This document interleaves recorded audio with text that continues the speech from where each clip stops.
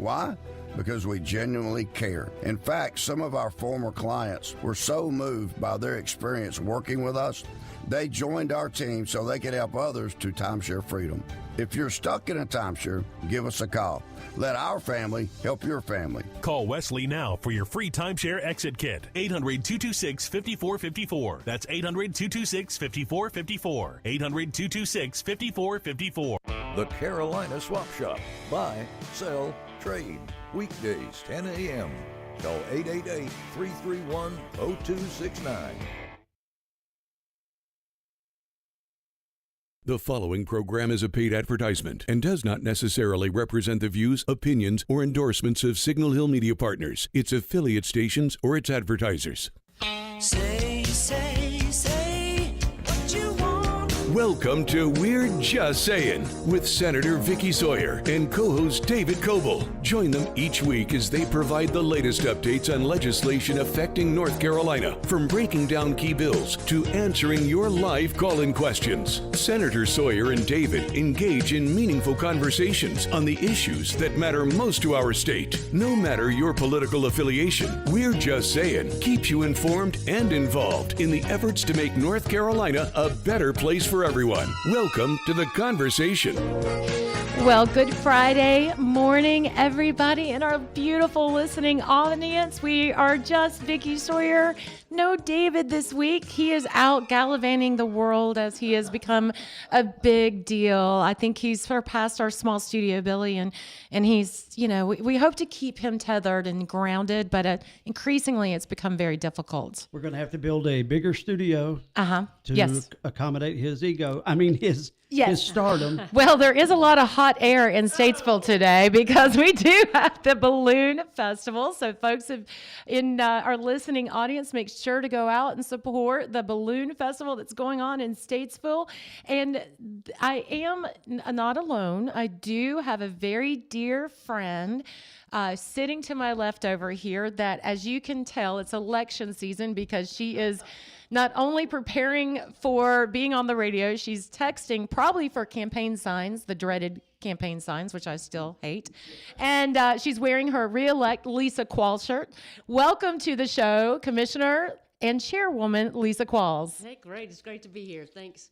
I'm hoping to see a few balloons while I'm in town, right? You should. Before I head back to Mooresville. But otherwise, we'll see them in the air later this afternoon. So. Yeah, so you are hot and heavy busy right now because, well, first of all, you're a busy person no matter what, but it is election season for cities. So city of Statesville, city of Charlotte, and our own town of Mooresville is right in the middle. And you are currently the Ward 4, so Districted 4 Commissioner for the town of Mooresville. That's correct. And I came on the board in December of 2011, so it's been a minute, but I've 14 years? Yes. Sometimes that's a sentence. Oh my God. So, yeah. But, so that is great because, God, 14 years. Mm-hmm. So for us as General Assembly members, we do as the best we can to be in our community. We talk to everyone, but we're not responsible for picking up their trash or making sure that, the potholes. Yeah, the potholes in their city streets or all those other very personal interactions with local government. But you get to sit on the dais every 2 weeks and listen to very personal complaints for the past 14 years. Yes. And you're ready to do it again. Well, it's as we have evolved in that 14 years. I mean, the community has grown, as we all know, but and a lot of more diversification of where everybody's coming from. So it was felt like it was concentrated that everybody came from Ohio, and now it's a lot more. West Coast, East Coast, the New York, the as long as Californias, it's not and all that Jersey, stuff. I'm done with Jersey. Yeah. So so we've seen a lot, but a lot of exciting things. Parks. This past Tuesday we got to do the ribbon cutting on phase 2 of Cornelius Park, which has got beautiful fields out there now, some additional restrooms, so the kids aren't running into the woods, going to the bathroom. So we have restrooms now. That's good. I got a question for you. So this is something that you were very cool, but I was unable to attend last night. Mm-hmm. Did you know that Commissioner Qualls sent me a picture this morning. She was hanging out with Luke Combs last night. Oh. But Luke Combs was in the house last night at the Mooresville Performing Arts Center. Mooresville was the host for the North Carolina Music Hall of Fame, and had the induction ceremony last night. Some incredible talent. I mean, Luke closed out the show. Obviously, was the huge headliner, but all of the inductees were just amazing.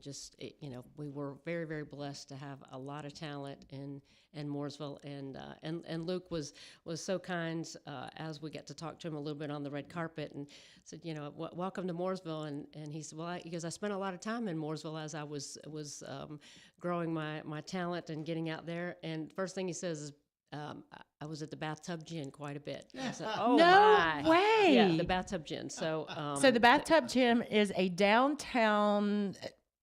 Forever it was the only bar, really. Yes. And now it's a beautiful. But at the time, name, it was no, a little. It was a little hairy there. Yeah, it was a bar. It had some local flavor. Yes, and sometimes that flavor spilled out to the sidewalk, literally. So he remembered the Bathtub Gin. That's cool. With endearing words, and his time around living with his grandma, and as he was building his again, growing that talent and getting out there for those things, but just playing around Birkdale and things. So it was really, really heartwarming to hear how touched he was to be able to kind of come back to his hometown area and be able to, share this exciting, nomination and induction into the Hall of Fame. So it was big. So, okay. So sometimes when you see someone on TV or, social media or whatever, you have one thought of them and their appearance. Mm-hmm. And then when you see him in person, was he like the same? Did he look different? Was he? Well, he had a suit on last night, or had a jacket and some nice slacks, and that's not his normal. Which I didn't think that he would come dressed up, but he did, and it was very nice. But yeah, so I think he felt a little out of his comfort zone for that, but. At the each inductee performs, and so they due to time it's 3 songs, so he sang the 3 songs, and Larry Sprinkle was our MC, and so he's kind of trying to close out the show, and Luke's like, listen, we're just getting warmed up. I'm used to doing 2-hour shows, but to think that the magnitude of here is this incredible talented artist that fills stadiums. And he's in Mooresville, and he said, "I'm here in Mooresville playing at the, the gym, basically, in the theater here." And our arts and events team transformed the gymnasium that was beautiful. It looked like gorgeous curved couches and white lights, and a lot of local flavor food of barbecue and pimento cheese and liver mush. So had liver mush, collard greens, and sweet potatoes. So it was fun. And they one of them of the inductees mentioned the liver mush. So okay, so I got to do something tomorrow that I do not want to do. My family wants to go to Shelby, North Carolina. Yes. To the Earl Scruggs Museum. It is the Liver Mush Festival tomorrow in Shelby. I mean, excitement among the Sawyer clan is being had, other than this girl right here. Yeah. I am not a liver mush fan. I just, no. We get influenced. You're talking about diversity and everything. We have a lot of Pennsylvania people here. Yeah, they eat this stuff called scrapple. Oh no! I'm originally from Ohio, and we were and lived for a little period of time in my younger years in Pennsylvania. But yeah, scrapple, that is one of my first jobs as a kid, as a younger person, I should say. I worked in a deli, and and you had to slice that stuff, souse, and Yep. Yeah. Yep. So anyways, I'm going to be enjoying some pigtails and nose and toes tomorrow that is also called liver mush, and throw some cornmeal in it and deep fry it. And I'm sure that is so heart healthy, but we're going, and it's neat that there was liver mush last night served, I guess. I'm just, I guess it's my my northern roots. My mother was from Michigan, so we just never really had that. My father's from here, and we just never really had that on the table. And so, yeah. Good luck with that. Yeah, so I'll be enjoying that. So I digress from the liver mush talk because, who doesn't love the mush?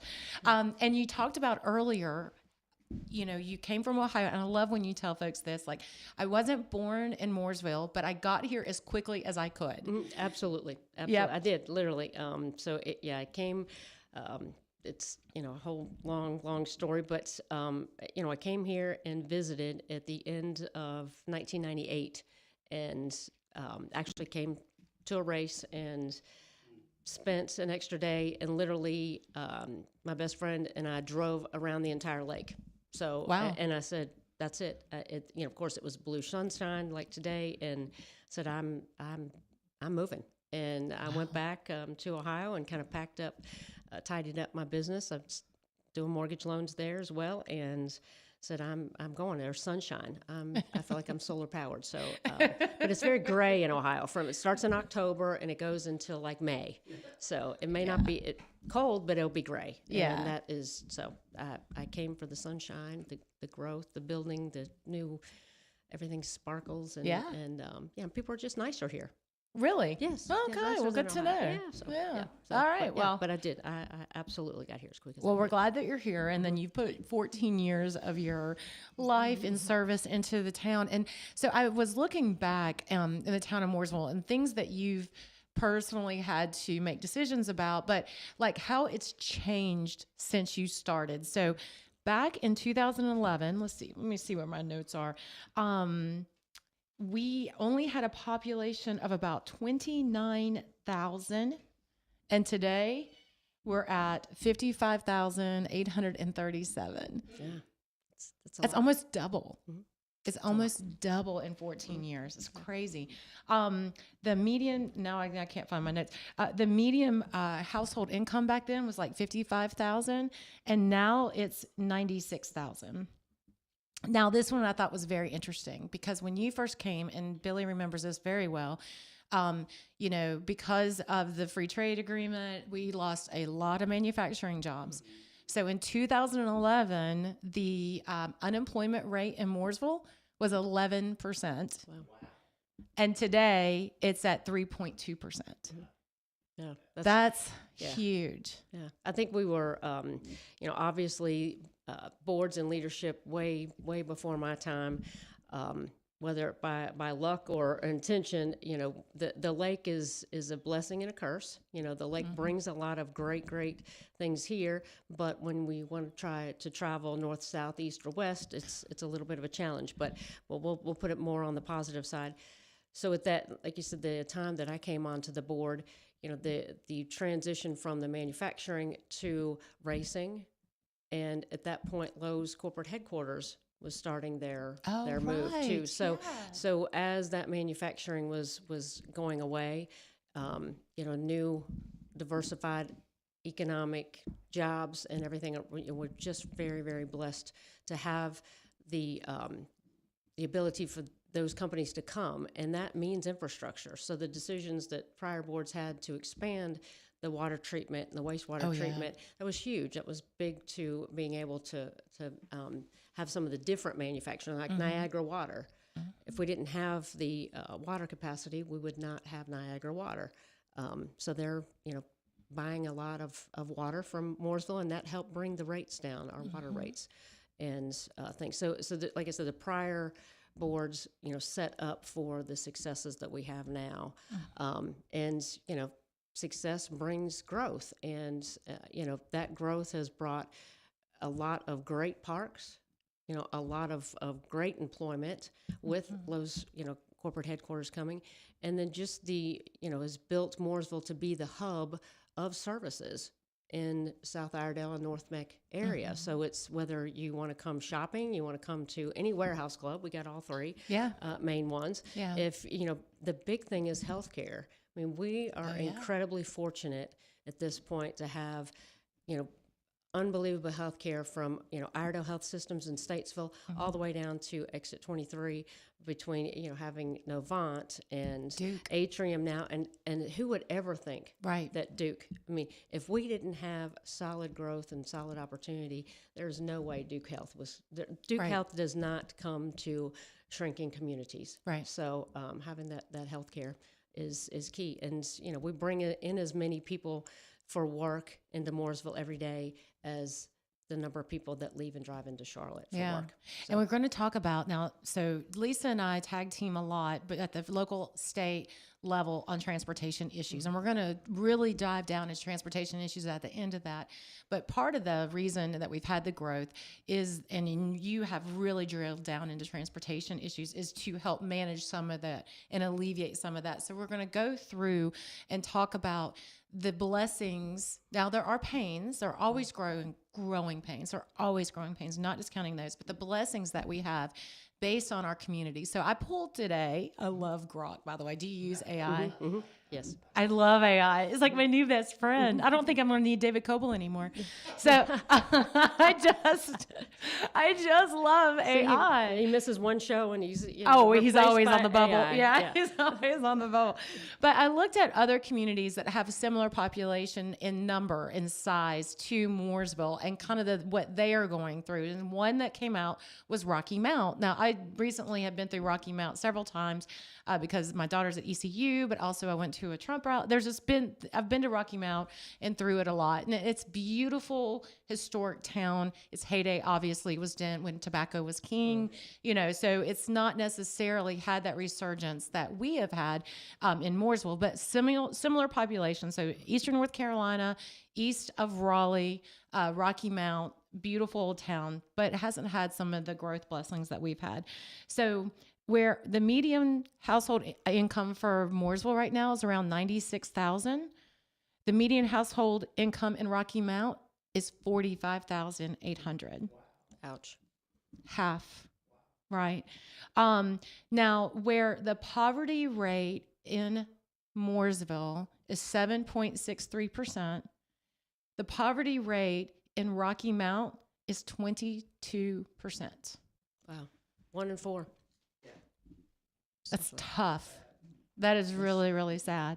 The average median home sales price in Mooresville, and you know this because you're a mortgage lender or broker, $500,000. The average home value in Rocky Mount is $186,000. So we have two communities that were both gutted because of a loss of an industry, right? We're going to talk about Rocky Mount and Mooresville, but the difference between the two and how this growth, again with pain, but this growth doesn't have that pain. That is systemic pain that you as a community in those Eastern North Carolina regions, they are doing the best they can, but without an influx of new people, they are dying on the vine. And now let's think about Rocky Mount's tax rate, and I haven't looked at it recently, but their property tax rate is higher than ours here in Iredell County. So not only do they have a lower median income, higher poverty, they have higher taxes than we do here in Mooresville and Iredell County. So as again, growth with pain, but not that kind of pain. And so you've been a part of that.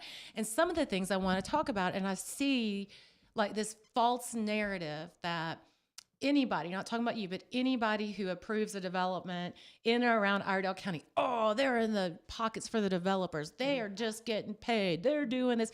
And that is the furthest thing from the truth. Because if I hear from developers all the time, and we're going to talk about this push and pull between Raleigh and the locals, I hear from developers all the time, these people are insane. They will never get our development passed. It's taken 18 months and now they want this.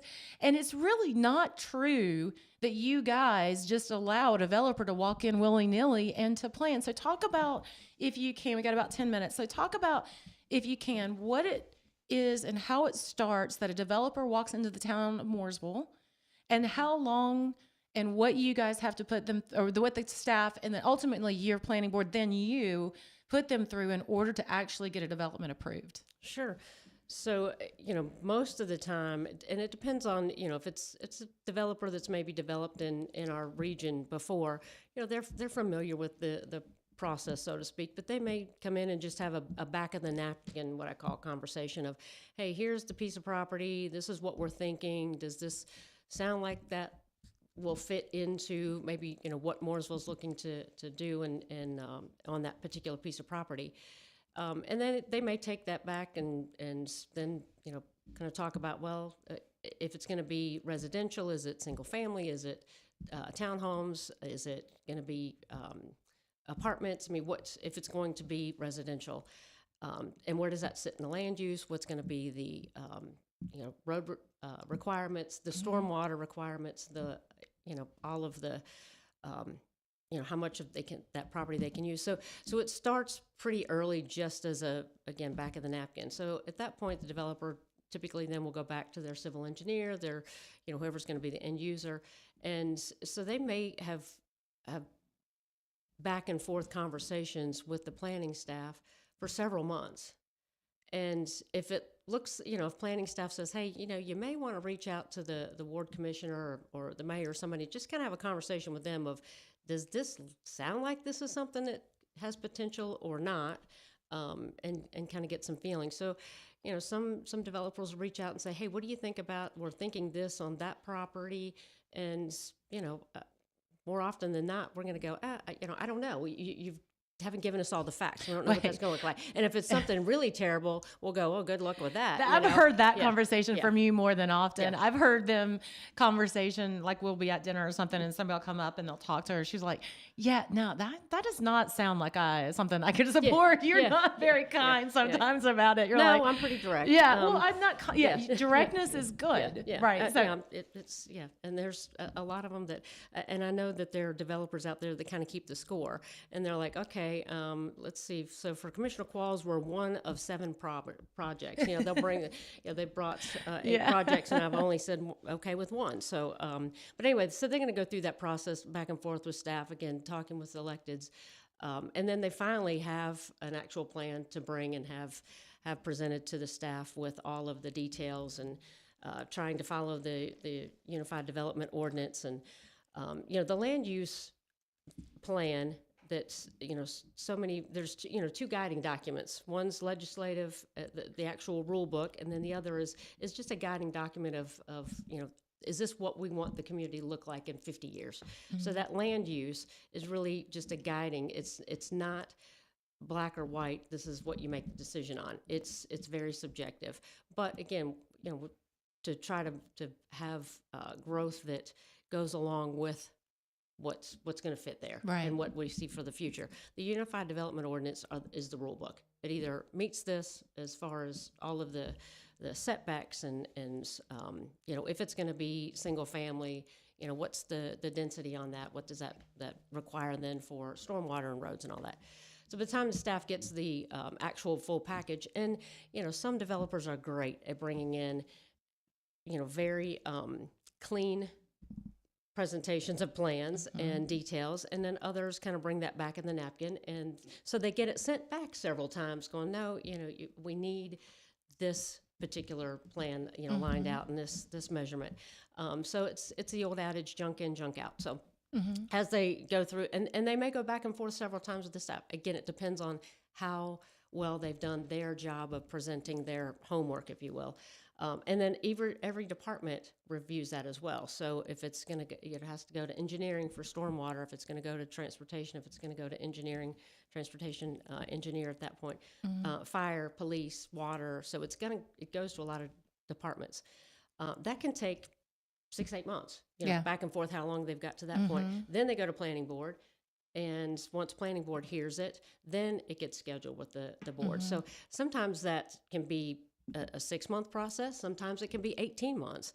And then, depending on if a developer's trying to pull a couple of different parcels together. So it can be a while. There's a lot of projects that get started and just, once staff looks at it and, as we start to see a little bit more of the formulation plan, that never make it anywhere. There's a number of them. We just, most recently one out on Oak Ridge Farm Highway. We've heard it 3 times. it was continued to be denied. They appealed it, denied, appealed it. And finally, the last iteration of that project was so different than the first. The first was very high density. It was still going to be an over 55 neighborhood, but it was a concern that in order to turn left out of that neighborhood on a very busy 150, 152 split right there, it just was not going to be safe. And so, they kept making the changes. Now, what the end product that we approved was a lot less density, and they're putting a traffic light in. Yeah. So, and that's taken, I want to say that's probably been 2.5 years. Yeah. That we've had this. So things evolve. It doesn't just all of a sudden, here's our plan and rubber stamp it and move on. Yeah. There is a lot of pushback at the staff level, and then when it comes to the board levels. And then we've got a few minutes here before our break, but then to that point, then you get finally to there, and the whole time the developer who is frustrated with the town, they're calling me like I'm their principal, like, and they're the teacher, and they're telling on the teacher, and I'm like, dude, local control, like, this is what it is. There is a lot of political pressure. Growth is not fun when you talk about folks who are very angry, and really, I don't think that they hate other people moving in. I think they do not like the traffic. Right. And that's why you really have focused a lot of your time and energy on transportation in the Charlotte region. As you're not just a Ward 4 Town Commissioner, you are actually the chairwoman of CRTPO. We've talked about that, but it's Charlotte Regional Transportation Planning Organization. And we're going to talk about all transportation stuff after the break. But you're kind of a big deal in the Charlotte region. You are a huge deal in the Charlotte region as the planning organization who directs federal dollars for and helps and puts input in on local projects. And that's why I need you to be reelected again. Because if we don't have her, we don't have anything. We lose a major voice in the Charlotte region for Iredell County, for North Mac, for those folks who most need us most. So thank you for listening to We're Just Saying. I am Senator Vickie Sawyer with Commissioner Lisa Qualls. And if you are in Ward 4 in town of Mooresville, go out and vote today. Early voting started yesterday.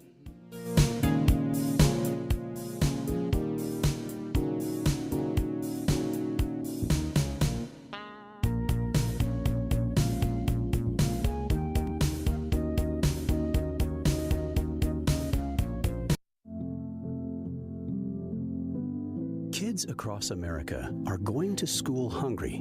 Millions of kids every day. But one simple thing can help change all of this for a hungry child in America. Good, healthy food and the energy it brings. With help from caring people across America, No Kid Hungry is providing healthy meals and hope to hungry kids so they can build better futures. To learn more about ending child hunger in America, go to helpnokidhungry.org today. We all want more for North Carolina. More boundless views, more adventures in the outdoors, and more clean roads to get there. But to get more, we have to do less. Less littering, that is. Make it your nature to trash your trash and keep NC clean. And we'll all have more reasons to love North Carolina. Litter less, get more. For more on the 7 outdoor NC Leave No Trace principles, visit OutdoorNC.com. Sponsored by the North Carolina Association of Broadcasters and Visit North Carolina, a part of the Economic Development Partnership of North Carolina in cooperation with this station. We all play a role in keeping our community safe. Every day, we move in and out of each other's busy lives. It's easy to take for granted all the little moments that make up our everyday. Some are good, others not so much. But that's life. It's when something doesn't seem quite right that it's time to pay attention. Because only you know what's not supposed to be in your everyday. So protect your everyday. If you see something suspicious, say something to local authorities. Bravo, Brenda. You've always been a saver. Price matching your price matches. The self-proclaimed queen of extreme couponing. But this time, you've truly outdone yourself. By saving for this electric vehicle, you're locking in up to $1,000 a year in fuel and maintenance savings, which will leave you saying, cha-ching, every time you unplug. Good for your wallet, great for the planet. That's the power of EV. Sponsored by the NC Clean Energy Technology Center and the North Carolina Association of Broadcasters in cooperation with this station. Welcome back to We're Just Saying. I'm Senator Vickie Sawyer here with my friend and town commissioner, chairwoman Lisa Qualls, who's been doing it for 14 years and wants to do it for a couple more, right? You get a 2-year term? It's 4. 4-year term. Early voting for municipal elections, that means city elections, started yesterday all across the state. So if you pay city taxes, then you need to go out and vote, because those are the ones who actually make more decisions about your everyday life than any elected, from President Trump to me to anyone else other than your local town council. So get out and vote, and make sure you vote, as long as you vote for Lisa Qualls. Now, but and I am passionate because I have seen you and I've worked beside you for a long time, and I do see the caliber of the work that you do, the amount that you put into it. And really, I began to see that when we started doing transportation. Now, it wasn't like Lisa Qualls and I were just out having cocktails and going, hey, let's do this thing. No, Lisa Qualls was like a dog with a bone. If anybody had anything to do with transportation for our region, she was going to their fundraisers. She was going to their meetings. She was traveling to Raleigh. She would hunt down anybody that could talk about transportation. And that started years ago. So because of your style and your amazing work ethic, you have risen to be the chairwoman of the CRTPO. And as we said, explain to those who don't really understand what that means. What is that, and how does it affect the Charlotte region? Sure. So the CRTPO, it's a metropolitan planning organization. It's required federally in order to get federal funds. So this is not something that, the Charlotte region just has another committee. Because they have a lot of committees. There's a lot of committees. Just have a meeting to have a meeting. So all plans go through the local MPO. So if you want a road, it first has to be a line on a map. So and I could bore you with all of the alphabet that's taken me years to learn, but every road, a road project used to take about 10 years from conception to finally seeing dirt moved. Now it's taken closer to 20, obviously due to funding. So doing all the planning and making sure that, and again, we have incredibly smart engineers and planners, not just at CRTPO, but in all of the municipalities and counties that funnel into that. So, that regional board is Iredell, part of Union, and Mecklenburg County. So it's very diverse from, everything from the top of Iredell County all the way down into Union. We want to make sure that those plans are right and that projects that need to be done are at the top of the list. And it's, because it takes so long now for projects to get done, some of the projects that were maybe on a list 10 years ago, because there's been growth around it, maybe it doesn't work for that. So we want to make sure that those are correct. But the discretionary funds that come into CARTPO are basically, we're competing amongst our group to get those. And it's so important every jurisdiction wants to get the most money. I always tell people I want all the money, all of Mooresville's money, and then I want, Huntersville's too, but anybody else. So we want it all here. But there is a scoring system and that type of thing. But, to have the voice for Iredell County is huge. We don't have members that come to the meeting regularly. Oh, no, I'll say it. We have county commissioners that will not show up to the meeting, and I have asked them over and over again, all you got to do is show up and say, please just support Lisa and vote aye, and they won't even go past, they won't go to the meeting. So sorry, I will, you do not have to call them out, I will, because that is absolutely a dereliction of duty, but yeah. So we're fighting for everything that we can get here. And, again, it is a scoring system, it is a competitive, but really even supporting staff to identify the projects that need to be done. So, I can tell you that Mooresville over the last 10 years has gotten $42 million in grant funds that have helped us move projects, doing improvements at major intersections, Faith and 150 and 801. I could go on and on with that. But, those are the dollars that we're putting money into state roads that, the municipality, yes, we're putting some of the municipality money into it, but we need improvements. We need it now. So getting those discretionary dollars, grants are huge.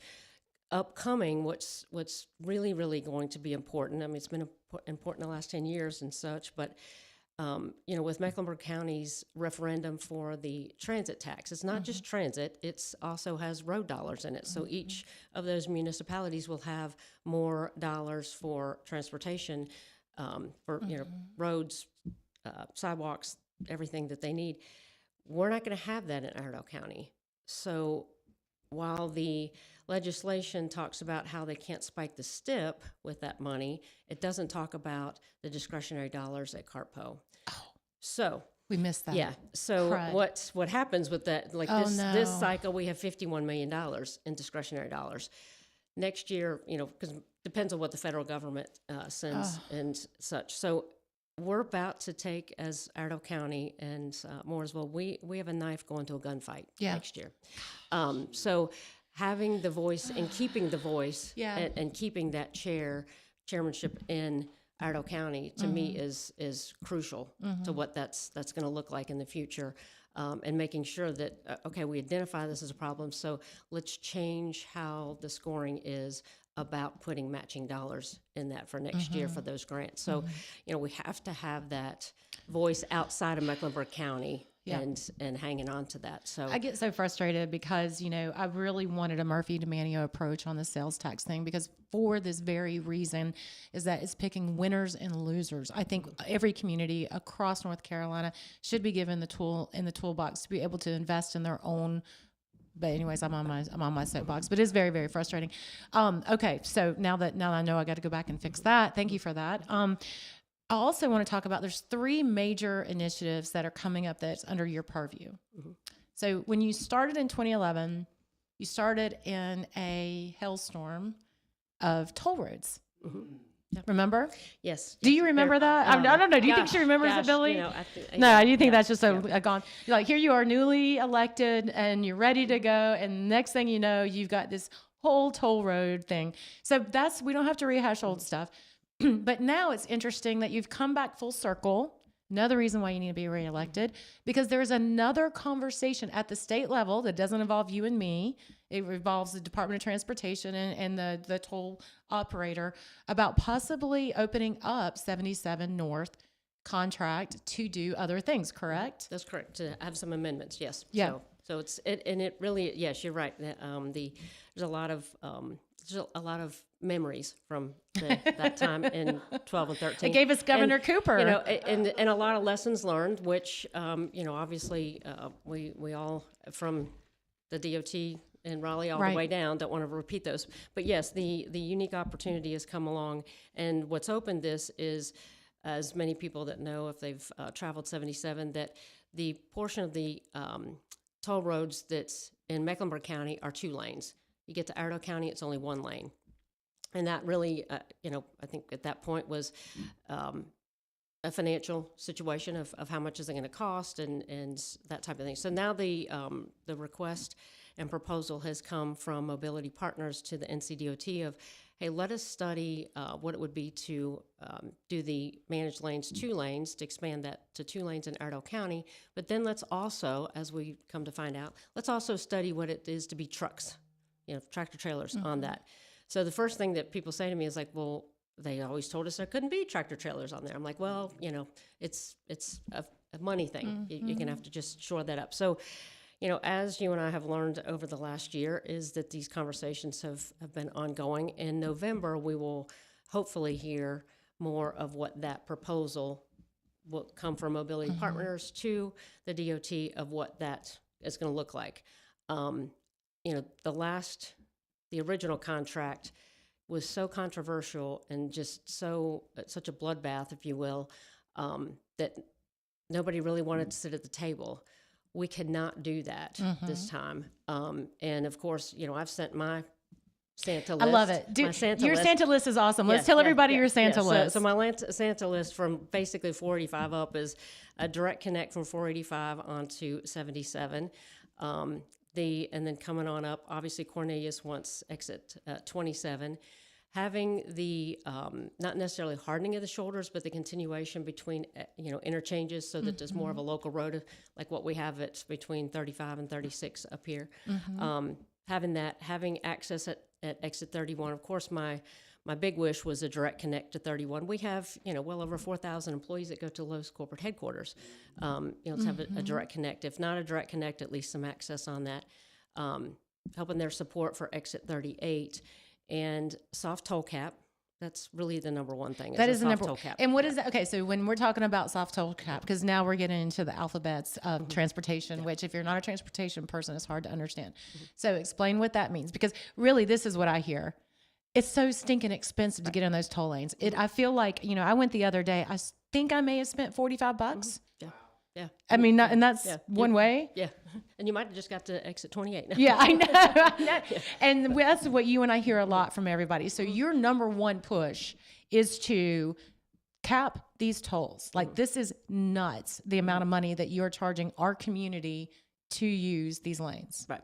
So the soft toll cap, as we learned through the conversation on the South End proposal that's up there, that's out there now, is, there's a number of different ways that they can do that. But, if there's at a certain level of throughput, so it can be incenting the number of people that are on the tolls. But in order to raise it as high as it is, they would have to hit so much of a threshold of what the general purpose lanes are doing versus the others. So there's a lot of different ways they can do it, but the biggest thing is we've got to have some kind of cap. The other thing I asked for was, a local resident, frequent user discount, something. And even bigger was a commitment to another general purpose lane.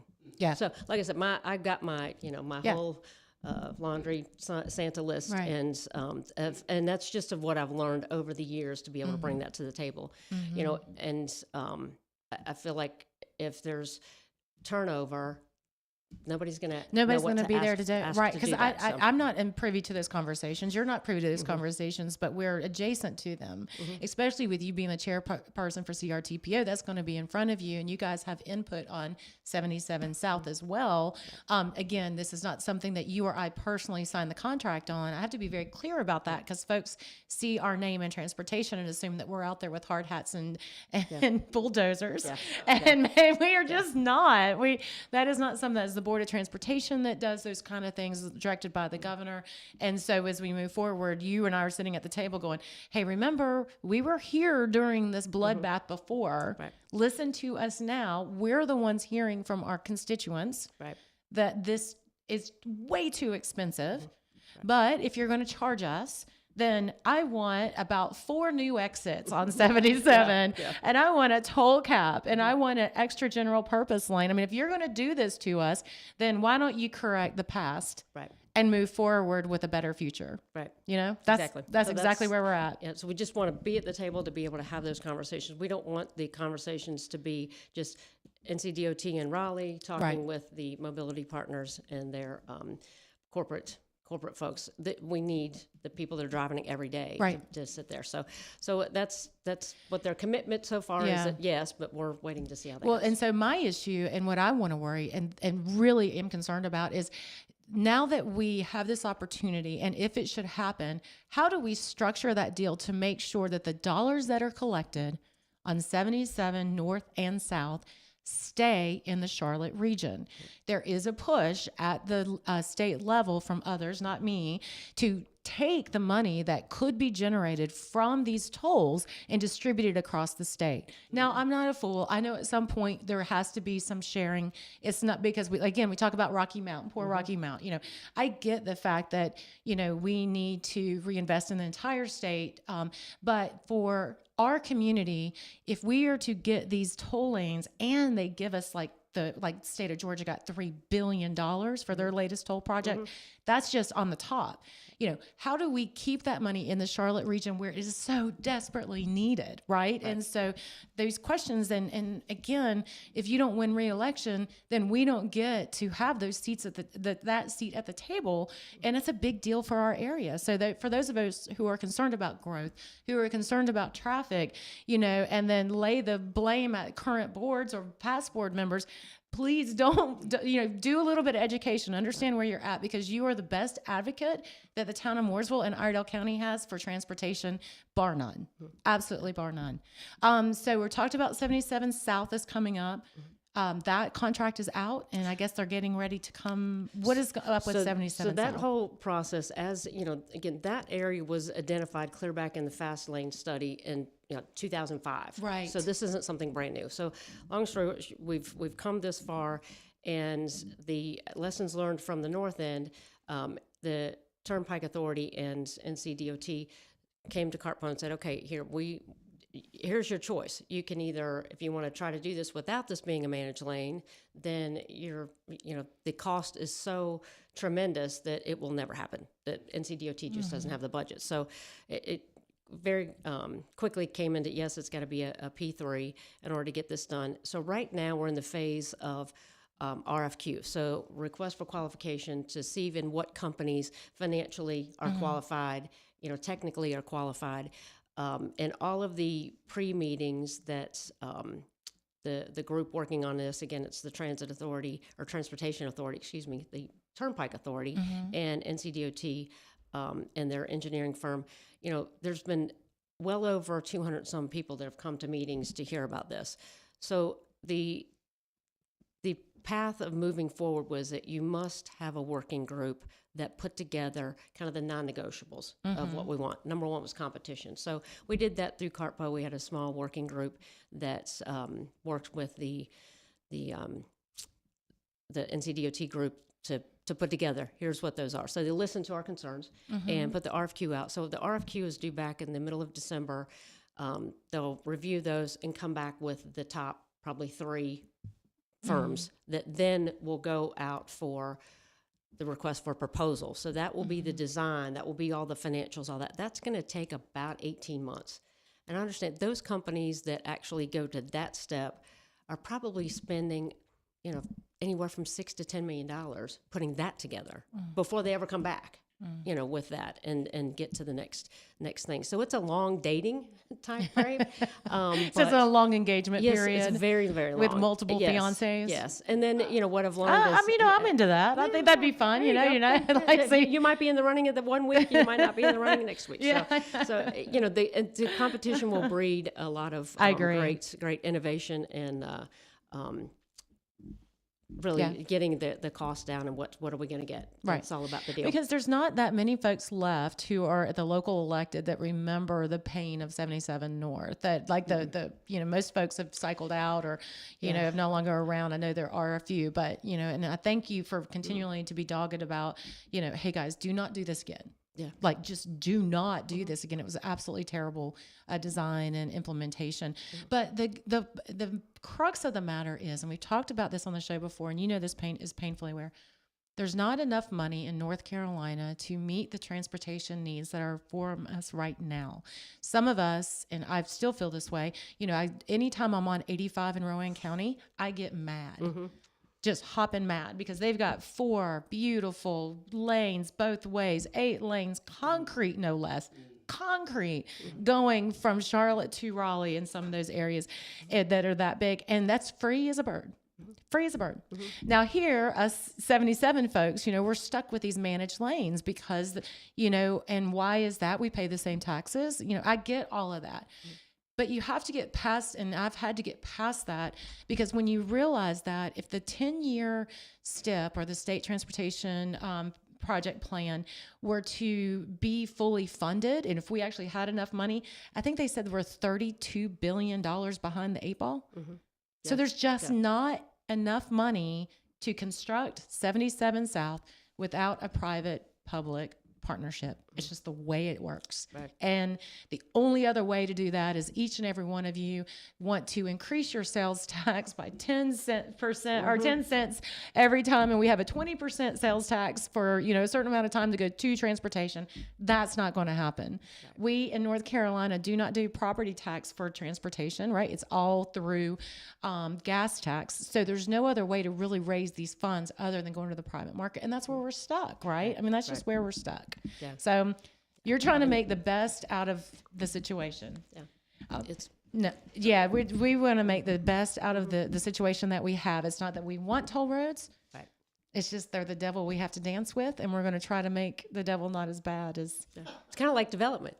We get the best that we can out of it, and ask the most for that. But so again, good problems to have. I would say. Again, I go back to the Rocky Mount. There's hard to get health care. Now we got like 3 of the major healthcare systems. We've got amazing Luke Combs, who comes to get inducted in the Music Hall of Fame last night. We've had town of Mooresville. I don't know if you guys have been, but they have done such an amazing job with Liberty Park. Beautiful concert venue. I would say tens of thousands of people that come on a quarterly basis to hear great bands. Yeah. I mean, it's just so cool. And it's the real band. When we had 38 Special, actually one of the other electeds that comes to Cartpo, he's down in, I think, Mint Hill or one of the counties down in there. And he goes, I came and seen 38 Special. He said, I thought when we came that it was like a tribute band. And he said, and I get there and it's like, oh my gosh, it's the real band. I said, no, we only do the real deal up in Mooresville. Yeah. We don't get the which the tribute bands are wonderful too, but so to have Night Ranger, Jefferson Starship, 38 Special, and then of course Luke Combs last night was amazing. And things we have growth, but we also have a high degree of expectation. Our residents and residents all around have high expectations, and that's okay. And I think one of the reasons why that community is so what I'm trying to say, close, is that Mooresville still is one of the very few municipalities that has its own school district. And so everybody goes to the same high school. I think everybody in Mooresville bleeds Mooresville Blue Devil Blue. Yeah. I mean, it's a thing. If you go play Lake Norman, those Lake kids, everybody hates us. So, they got to beat up on us and they come out. But I mean, it is just that whole just beautiful community, anchored with the education and the history of their education system. You guys, great leadership. Now we have amazing restaurants. I mean, Marino's Mill has just put in its 4th restaurant. I don't know if you guys like antiquing like I do, but do not miss out on a day in Marino's Mill, which is in the south side of Mooresville. Huge antique market. I can't remember how many hundreds and hundreds of vendors, but yes, also amazing restaurants all throughout. Yeah. Around Liberty Park, there's great restaurants. I mean, Savannah's there, and there's just Agua Graza. So 150. You and I moved here. You said it was like 98. I came in 99. I visited in 98, moved in 99. So about similar time for me, I think. And I said before, we ate. Let's see, Greg's 1109 was on Williamson. We had a Bojangles, maybe. No, McDonald's. Yeah, McDonald's. A Hardee's. Yes. And we had, which also I do miss, Little Kitchen. I don't know. Did you ever eat at Little Kitchen? I did. Yeah. So Little Kitchen in Mooresville was in this great little strip mall at the time. Nancy Hutz. And he used to have a organist who would be on an electronic organ, and he would wear a blue 1970s era tuxedo with the white, the Dickie. Yes. Yeah. And that was the place to be seen. You would walk in and you would see him sitting there, and he would be singing all his songs, and you would eat your, obviously, steak, potato, and salad with only Thousand Island, of course. I mean, we looked at people funny if they had ranch on it. And then, but it was, I mean, Dale Jr. used to eat there, and Senior used to eat there. That was, I mean, those were the kind of, and Laney's, God forbid, I forgot Laney's Fish Camp. Yeah. So, I mean, but those were the restaurants that we had, although they were fun and good at the time. It's nothing compared to like Epic Chop House. And like we have world-class dining, world-class entertainment, amazing, beautiful place to live. And a lot of that's due to your leadership. So I want to thank you publicly for that. So Thanks. And like I said, it's everybody from the past bringing it forward and just creating the environment for success. And, and again, success is hard with growth, and how do you take care of that? And we're all spoiled. When I'm just as bad. If there's 2 people in front of me at the traffic light, I'm like, oh my God, where's this traffic coming from? Just because I'm not the only one, I didn't get the green light, and everybody else shares that too. So, and drivers are just continue to be terrible drivers. Yeah. Kind of thing. I mean, they really are. If you're distracted, you're not paying attention, you're not driving the speed and things. So, I don't know who it is on 77 that gets in an accident every day, but pay attention. Yeah, put the phone down. Put the phone down and pay. I mean, you're right. People are just rotten drivers. Mm-hmm. That's why Elon Musk needs to get a Tesla so they can drive them themselves, and we don't have to worry about public transit. We just have it right there. So exactly. Okay, so we got a few minutes left. So I want to. Okay. Campaign season, you're in your campaign shirt. It'll probably be able to stand up by itself after the Well, I bought several. So, okay, good. I washed them out. Yeah, gonna get some stickers too that in case I want to wear a different T-shirt. So so you're up for re-election. If you are hearing our radio show and you're in the town of Mooresville, where do you go to vote? So right now, one-stop vote is at War Memorial. That means early vote, It's right there by Liberty Park, so you can, come vote. Go. The pickleball courts were loaded this morning, already at 8 o'clock this morning, and the park was already busy. War Memorial Monday through Friday from 8 until 5, and then starting next week, Saturday, will be from 8 to 3. So the next 2 Saturdays, not this, don't come tomorrow, but the next 2 Saturdays, come to the War Memorial. And, if you're coming from the west side of town, which is where Ward 4 is, yes, West Wilson is closed down, but it's an easy little, I call it the bypass. You can either go out on 150 or go around to Waterland Road. But, come downtown, take a stroll downtown, have some lunch, dinner, anything like that. But come over and see us and get your vote in. And I always tell people, because they say, I don't know if I pay Mooresville taxes or not, like you were saying. I always ask, who picks up your garbage? If the town picks up your garbage, then you can vote. Now, if you're in an apartment or townhome that does commercially, if you're in attached housing, I promise you that you're in the town of Mooresville because they have water. Yeah. So come out and see those of us staying around talking and having a good time. And but again, the weather's beautiful. Get out, come spend some money. Lord knows we need some more sales tax to help pay for everything. Now, and then if you aren't from out, in that area, or if you are and you want to learn more about Lisa, you can go to quallsformooresville.com. So QUALLS for Mooresville.com. You can learn more about her there. And you know what else you can do there? You can hit this donate button. Yeah, money always helps for the mother's milk of politics. Yes. Now, remember, it's not also for her reelection campaign, but it's also for her moving forward to be able to travel and do things that she should be able to do to get more money into our area for that. So you can use campaign funds for campaigns, but also for advocating for Mooresville to get more money, in which you do constantly. So, Commissioner Qualls, Chairwoman Qualls, thank you for everything you've done. I'm so excited. I hope. I love this community. I love what we've got going on, and I like everybody, want to live in a great community, and I'm blessed every day to be here. And we think about just the incredible things going on in Mooresville and in our entire region. I mean, we are blessed. So we'll take the growth pains and traffic way over what's going on in shrinking communities. I see that in my hometown, and it's really, really sad. So I agree.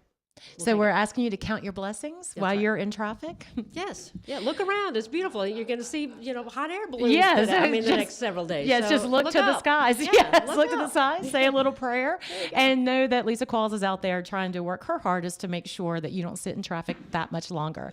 Thank you for listening to We're Just Saying. I am Senator Vickie Sawyer, and I wish you all a wonderful weekend.